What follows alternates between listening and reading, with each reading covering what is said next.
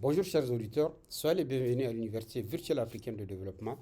Le module d'aujourd'hui portera sur la fièvre vitulaire. Donc tout naturellement, je vous propose le plan suivant. On va faire une introduction, puis une définition. Ensuite, on va parler des signes cliniques de la fièvre viturielle, des conséquences de la fièvre viturielle et tout naturellement, on va terminer par le traitement et la prévention.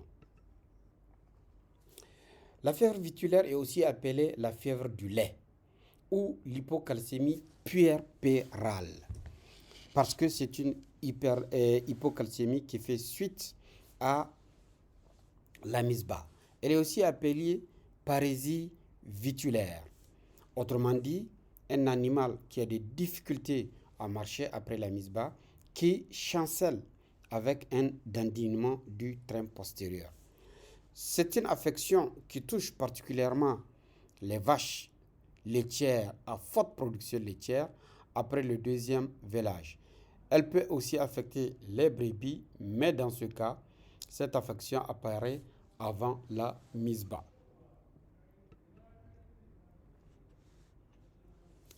Il faut dire que la fièvre viturielle est due à une brusque augmentation de la demande en calcium au moment du démarrage de la lactation chez la vache laitière et au moment de l'embryogenèse lors du dernier tiers du développement embryonnaire chez la brebis.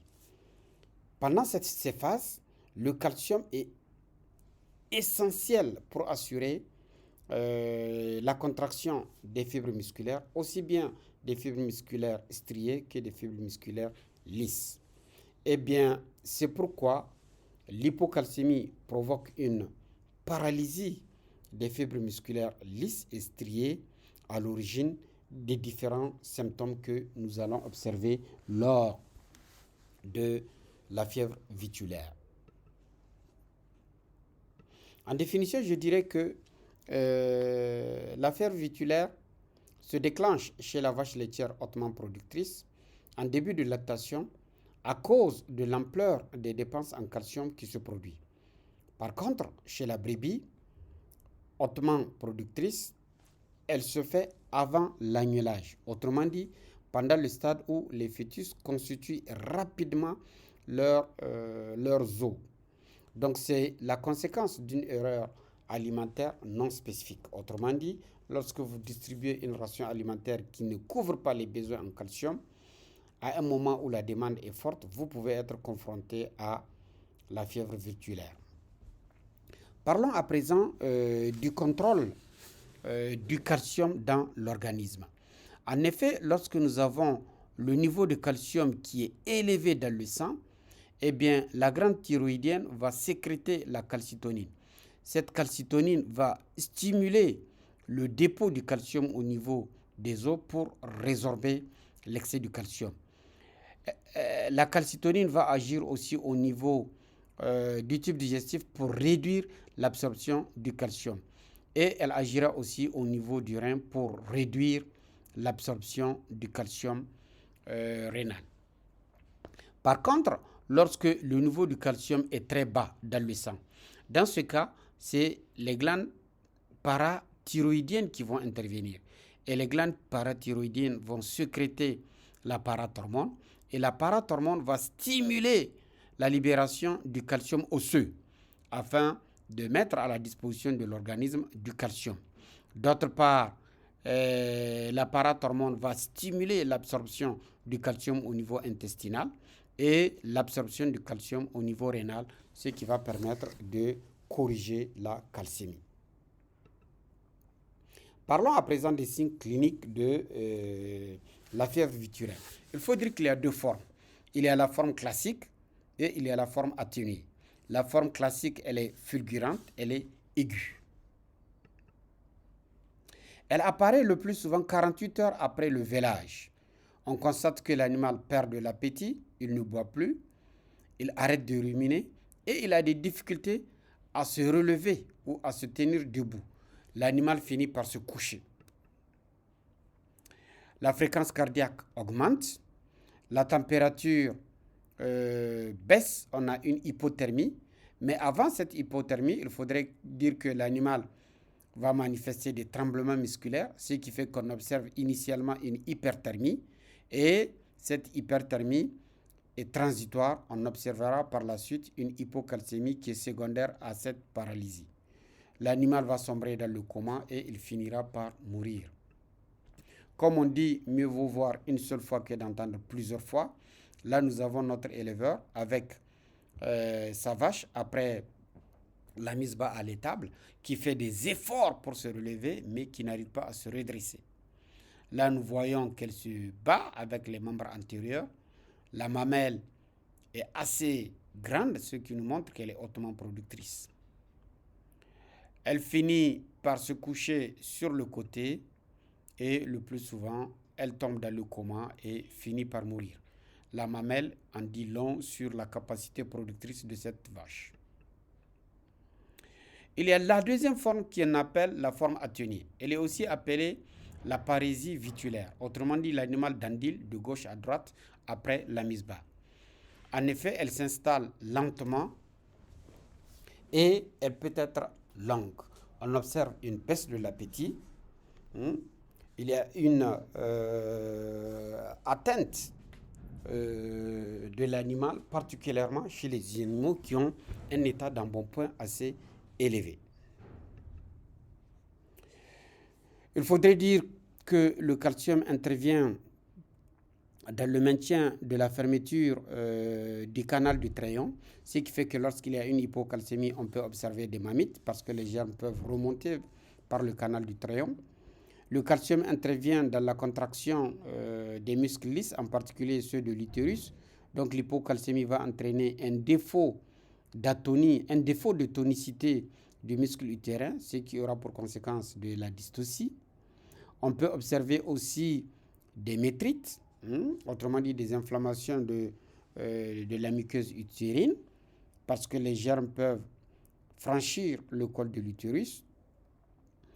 L'hypocalcémie peut entraîner aussi une baisse de la fréquence et de l'intensité des contractions du tube digestif, ce qui va se traduire par une baisse de l'ingestion et des risques de toxémie de gestation.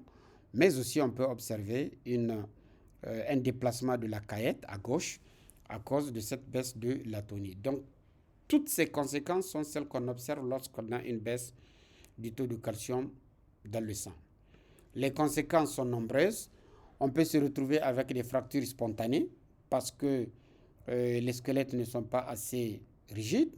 On peut observer des prolapsus utérins suite au relâchement des muscles. On peut observer une acétonémie chez la brebis. On peut trouver des mammites par ouverture des papilles. On peut observer une rétention placentaire avec parce que le myomètre ne se contracte pas bien. On peut observer des andrométrites, autrement dit des inflammations de la muqueuse utérine par perte de l'atonie de l'utérus, des déplacements de la caillette, des fausses déglutitions, des troubles de la fertilité avec des kystes ovariens, voire une diminution de la production de lait. Les conséquences sont à la fois économiques et techniques. On peut avoir la mort de l'animal, des pertes de la production, en particulier la production du lait, des pertes de rendement au niveau de l'embouche. En ce qui concerne le traitement il est simple. Il s'agit d'un apport rapide de calcium qui est assimilable. Je répète bien, du calcium assimilable. On peut faire une injection IV avec un résultat immédiat. Le résultat est à la limite à l'aiguille. On peut administrer environ 4 grammes de gluconate de calcium pour une brebis de 50 kg ou bien 2 grammes du glucoéponate de calcium pour une brebis de 50 kg. À défaut d'avoir des spécialités vétérinaires comme le véto de calcium, vous pouvez trouver en médecine humaine des produits comme le calcium sans dose. Il faut rappeler aussi que la calcémie moyenne chez le bovin est de 80 à 100 mg par litre. Donc vous pouvez doser ou demander la calcémie pour voir si vous avez une hypocalcémie chez votre animal. Il faut rappeler que le calcium intervient dans la contraction du muscle cardiaque. Donc, il peut avoir une toxicité cardiaque. Moralité, il faut administrer lentement votre calcium par une perfusion lente. Et une fois que le calcium est administré, vous constaterez une reprise du fonctionnement des muscles qui se traduit par une miction d'urine, une évacuation des bouses, une irritation et puis des tremblements musculaires. Si la vache ne se relève pas, par contre, après 4 à 5 heures, il faudrait revoir votre diagnostic et très probablement ce n'est pas une hypocalcémie, ça peut être une toxémie de gestation. Donc voilà, vous pouvez trouver du calcium sous forme de bolus. En termes de prévention, il faut avoir une ration qui est équilibrée, qui couvre les besoins en minéraux, en particulier en calcium, en phosphore, mais aussi et surtout en vitamine D3, car la vitamine D3 intervient dans le métabolisme phosphocalcique. Vous pouvez administrer des produits sous forme de ferrobloc. Vous pouvez avoir une alimentation supplémentée avec des pierres à lécher et des blocs à lécher. Là, nous avons des pierres à lécher. C'est l'occasion d'inviter tous les producteurs de passer à la maison des éleveurs pour trouver des pierres à lécher afin d'avoir un complément alimentaire minéral. Là, c'est du Delta Bolus, Calphos. Là aussi, c'est un apport en calcium et en phosphore sous forme de poudre. C'est l'équivalent du Vita Calcium Forte qu'on peut rajouter dans la ration. C'est un prémix à raison d'une cuillère à soupe pour 1 kg d'aliments. En conclusion, je dirais que la fièvre virtuelle